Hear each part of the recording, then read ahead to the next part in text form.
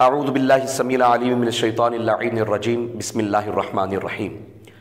سب سے پہلے میرے تمام دیکھنے والے احباب کو السلام علیکم ورحمۃ اللہ وبرکاتہ۔ آپ دیکھ رہے ہیں میرا یوٹیوب چینل اور میں قاری محمد اویس اسلمی۔ تجوید کورس جو کہ آن لائن لیکچرز آپ تک پہنچانے میں ہماری کوشش جاری و ساری ہے، اور نہایت محنت کے ساتھ اور شب و روز کے مطالعہ کے ساتھ جتنا بھی ایزی ہو سکتا ہے، آسان ہو سکتا ہے آپ تک پہنچانے کے لیے میں جو ہے وہ محنت کے ساتھ یہاں پر لکھتا ہوں اور پھر اس کو ڈیٹیل کے ساتھ آپ کو سمجھاتا ہوں تاکہ آپ کو سمجھنے میں کسی قسم کی کوئی پریشانی یا دقت محسوس نہ ہو۔ تو ناظرین کرام، اگر آپ کے ذہن میں کسی بھی قسم کا کوئی سوال پیدا ہو رہا ہو یا آپ کے ذہن میں گمان ہے کہ مجھے یہ چیز نہیں آتی تو میں نے یہ پوچھنا ہے، تو آپ بلا جھجک جو ہے وہ کمنٹ کے ذریعے آپ مجھ سے پوچھ سکتے ہیں۔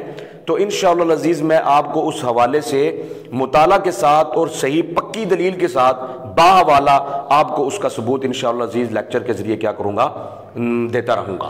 تو آپ کا یہ کام ہے کہ آپ نے اس کو یاد کرنا ہے، لکھنا ہے۔ لکھا ضرور کریں سبق، کیونکہ لکھنے سے جو آپ کو سبق یاد ہوتا ہے نا، وہ عام رٹا لگانے سے اور پڑھنے سے وہ سبق یاد نہیں ہوتا۔ جب آپ لکھتے ہیں نا تو آپ کے ذہن نشین ہوتا جاتا ہے۔ تو آج کا جو ہمارا لیسن ہے وہ لیسن نمبر، سبق نمبر جو ہے وہ 60 ہے۔ آج لیسن نمبر 60واں ہمارا کیا ہے، سبق ہے، اور وہ کیا ہے، محل وقف کے اعتبار سے وقف کی اقسام۔ محل وقف کے اعتبار سے وقف کی اقسام نہیں، میں نے کتنی بار کہا ہے کہ اقسام یہ جمع کا صیغہ ہے، اور حمزہ اس کا جمع کا کیا ہوتا ہے، صیغے کا مفتوح ہوتا ہے۔ تو اقسام، یہ قسم اقسام کی جو کیا یہ جمع ہے، اقسام جو ہے، ٹھیک ہے۔ محل وقف کے اعتبار سے وقف کی اقسام سمجھا گئے کہ نہیں آئی ہے؟ تو ناظرین کرام، طلباء کرام، حفاظ کرام، یہ میری آپ سے گزارش ہے کہ اس کو لیسن کو صرف آپ دیکھتے ہی نا، ایک نظر آپ ایسے ویڈیو آپ کے سامنے سے گزر رہی ہے تو آپ ایک دفعہ ٹچ کرتے ہیں اس کو، تھوڑا سا سنتے ہیں، نہیں، ایسے نہیں۔ ریگولرلی آپ کو سارے اسباق اول تا آخر دیکھنے ہوں گے، سننے ہوں گے، یاد کرنے ہوں گے، سیکھنے ہوں گے۔ پھر اس کے بعد آپ کو 2 سال لگے، 3 سال لگے، مشق کرنی پڑے گی، مجاہدہ کرنا پڑے گا۔ پھر اس کے بعد آپ کو کیا ہوگا، تجوید کا علم حاصل ہوگا، اور پھر اس کے بعد آپ مجودین کی صف میں کیا ہوں گے، شامل ہوں گے۔ تو لہٰذا محل وقف کے اعتبار سے وقف کی 4 قسمیں ہیں۔ محل وقف کے اعتبار سے وقف کی کتنی قسمیں ہیں؟ 4۔ نمبر 1 وقف تام، نمبر 2 وقف کافی، نمبر 3 وقف حسن، اور نمبر 4 وقف قبیح۔ اب بڑا معمولی سا ان کے درمیان فرق ہے، بس آپ نے تھوڑا سا غور کرنا ہے۔ وقف تام کسے کہتے ہیں؟ کہتے ہیں کلمے میں ایسی جگہ وقف کرنا، کلمے میں ایسی جگہ وقف کرنا جہاں لفظی اور معنوی اعتبار سے کلام کا جو مفہوم ہے، جو معنی ہے، وہ مکمل ہو جائے۔ لفظی اور معنوی اعتبار سے کلام کیا ہو جائے، مکمل ہو جائے، اسے کیا کہتے ہیں، وقف تام کہتے ہیں، یعنی پورا وقف، مکمل وقف۔ کیا؟ مکمل۔ تام کا معنی ہوتا ہے مکمل، پورا ہونا۔ تو جہاں پر جس جگہ وقف کیا جا رہا ہے، اگر اس کلمے میں آپ کا لفظی اور معنوی اعتبار سے جو ہے وہ وقف کیا ہو رہا ہے، مکمل ہو رہا ہے، ایسی جگہ وقف کرنا جہاں لفظی اور معنوی اعتبار سے کلام کیا ہو رہا ہے، گفتگو کیا ہو رہی ہے، مکمل ہو رہی ہے، پوری ہو گئی ہے، یعنی پر یہاں پر بات پوری ہو گئی ہے، اسے کیا کہتے ہیں، وقف تام۔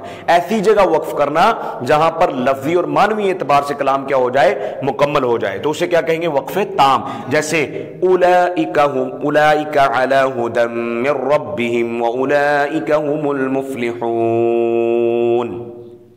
اب وَأُولَئِكَ هُمُ الْمُفْلِحُونَ میں جب آپ نے وقف کر لیا تو یہاں پر لفظی اور معنوی دونوں اعتبار سے کلام کیا ہو گیا ہے، مکمل ہو گیا۔ بات سمجھ آ رہی ہے کہ نہیں؟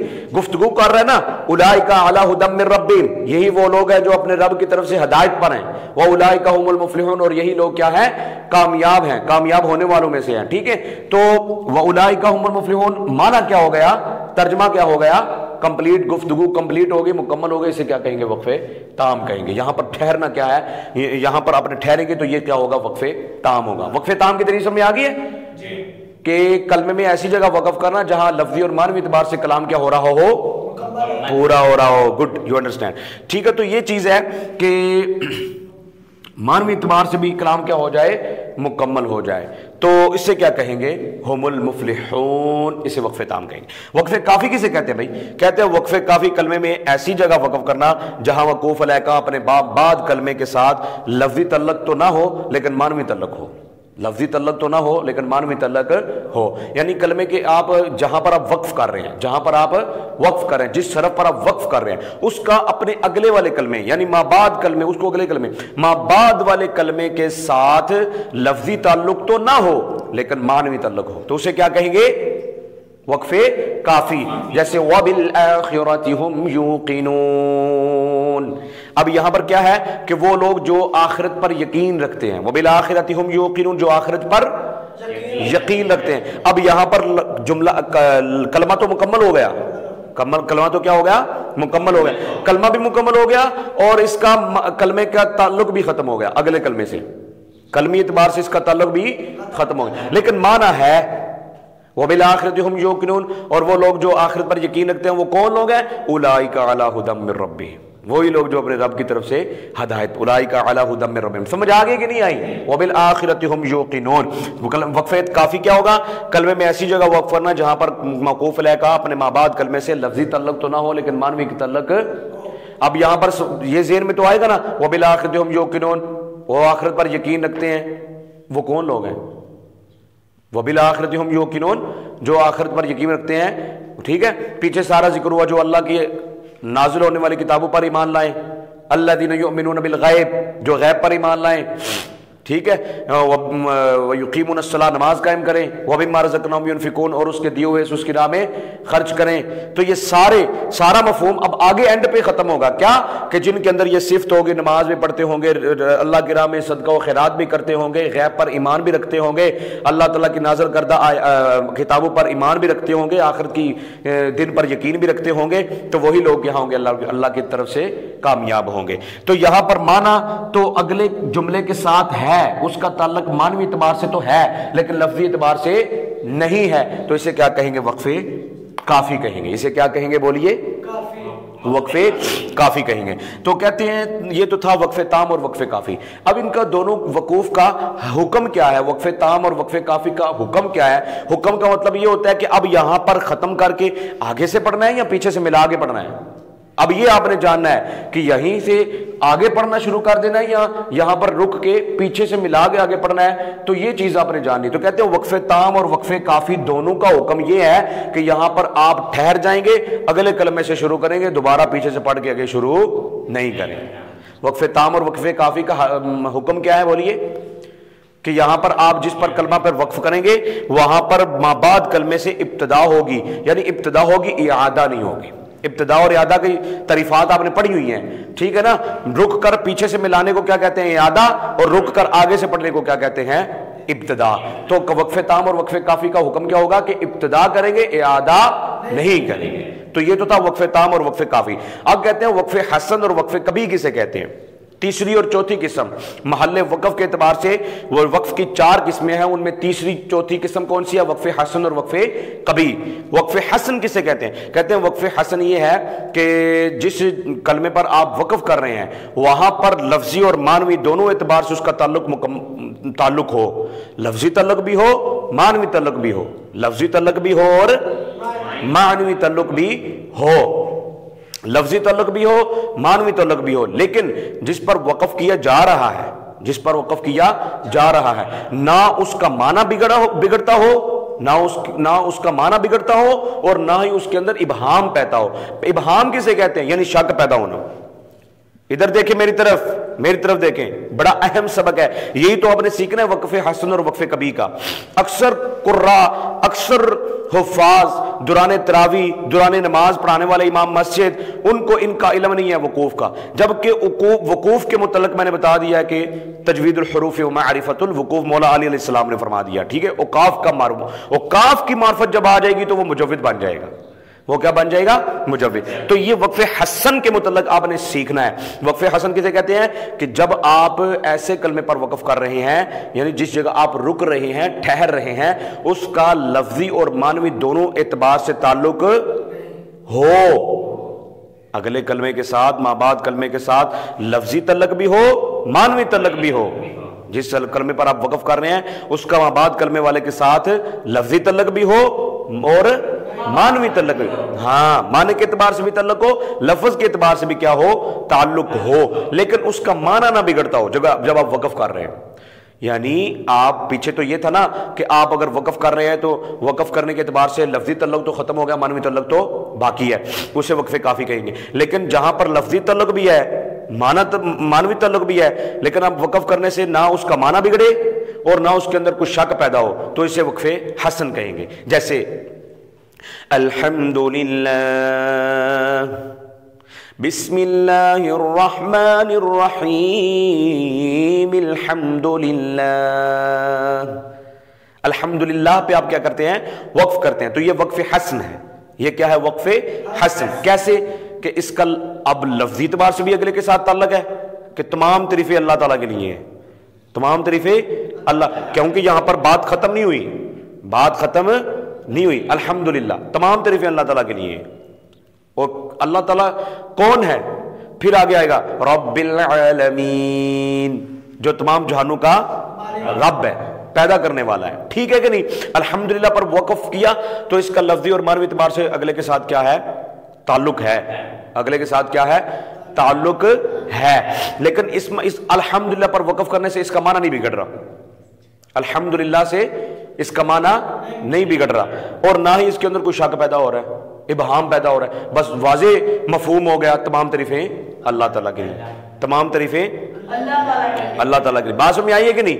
وقف حسن کا مطلب سمجھ آ گیا؟ جس پر حرف پر آپ نے وقف کرنا ہے اس کا لفظی اور تعلقی بعد والے کلمے کے ساتھ تعلق بھی ہے، اور اس کا معنی بھی نہیں بگڑ رہا، اور اس کا ابہام بھی نہیں ہے. ابہام نہ ہونے کا مطلب کیا ہے کہ اس کے اندر کوئی شک شبہ بھی نہیں ہے. کچھ ایسے کلمے ہوتے ہیں نا کہ بات کر کے بندے کو شک میں ڈال دیا جاتا ہے، بات کر کے بندے کو، وہ اگلے آگے وقف کبھی میں آئے گا. لیکن وقف حسن کیا ہے کہ اس میں شک بھی نہ اور اس کا معنی بھی نہ بگڑے، تو اسے کیا کہیں گے؟ وقف حسن. اس کی مثال میں نے آپ کو بتا دیا الحمدللہ رب العالمین والے. ٹھیک ہے، الحمدللہ پر آپ وقف کریں گے تو نہ اس کا معنی چینج ہو، نہ اس کے اندر ابہام ہے، تو نہ ہی اس کا معنوی اور لفظی تعلق بھی ہے. تو اسے کیا کہیں گے؟ بولیے وقف حسن. سمجھ آ گئی؟ اب آگے وقف کبھی کسے کہتے ہیں؟ کہتے ہیں کہ اس کا اگلے ما بعد کلمے کے ساتھ لفظی تعلق بھی ہو، معنوی تعلق بھی ہو، لفظی تعلق بھی ہو اور معنوی تعلق بھی ہو، اور لیکن اس میں ابہام ہو. پیچھے تو وقف حسن میں کیا تھا کہ اس کے معنی بھی نہ بگڑتے ہوں اور اس کے اندر ابہام بھی.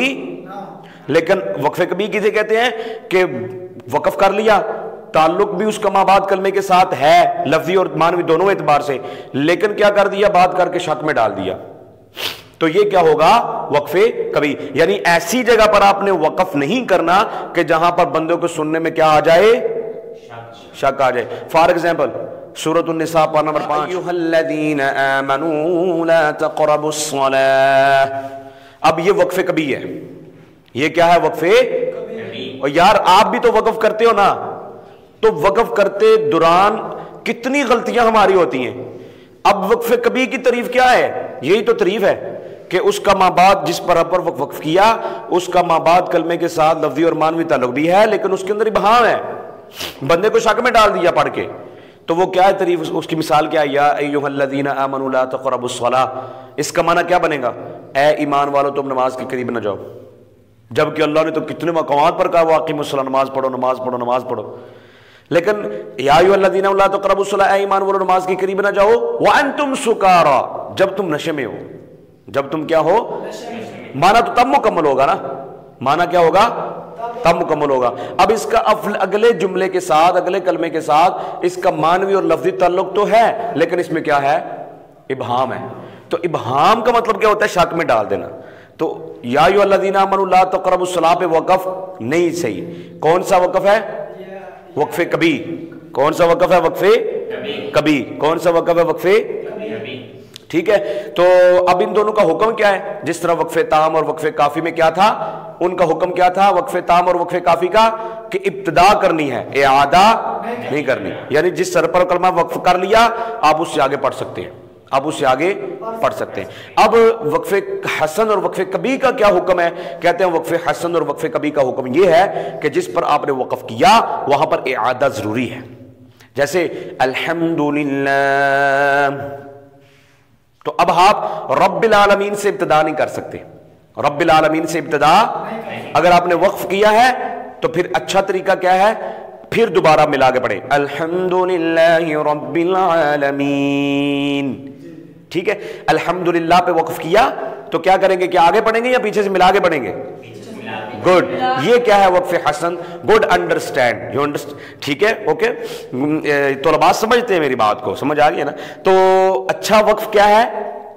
پیچھے سے ملا کے پڑھیں, الحمدللہ اعادہ کرنا ہے. اور وقف کبھی وقف حسن دونوں میں کیا کرنا ہے آپ نے؟ اعادہ کرنا ہے. کیا کرنا ہے؟ یا ایھا الذین آمنوا لا تقربوا الصلاۃ, وقف کیا. اگر آپ وانتم سکارا سے آپ ابتدا نہیں کر سکتے, اب دوبارہ آپ کو پڑھنا پڑے گا. یا ایھا الذین آمنوا لا تقربوا الصلاۃ وانتم سکارا. ٹھیک ہے, تو یہ چیز میں نے آپ کو کیا کرنی تھی, سمجھانی. تو ناظرین اکرام, آج کا ہمارا لیسن اتنا ہی کافی ہے, جو کہ محلے وقف کے اعتبار سے وقف کی 4 قسمیں, وقف تام, وقف کافی, وقف کبھی اور وقف حسن, ان کی تمام کی تعریفات, ان کی تمثیلات ساری جو ہے وہ میں نے ڈیٹیل کے ساتھ آپ تک پہنچا دی ہیں. دعا کریے کہ مجھے اللہ کریم کامیابی و ترقی عطا فرمائے, اور علم دین, علم و تجوید کا جو علم ہے پوری دنیا کے کونے کونے میں پھیل جائے, اور لوگوں کو اندر قرآن پڑھنے کا ذوق اور شوق پیدا ہو جائے, اور ہم سب قرآن کے قاری بن جائیں, اور قرآن کی تعلیمات لے کر اپنی زندگی کو کیا کر سکیں, اچھا بنا سکیں. مجھ کو دعاؤں میں یاد رکھیے. انشاءاللہ اگلے لیسن میں ملاقات ہوگی. اللہ حافظ. السلام علیکم ورحمۃ اللہ وبرکاتہ.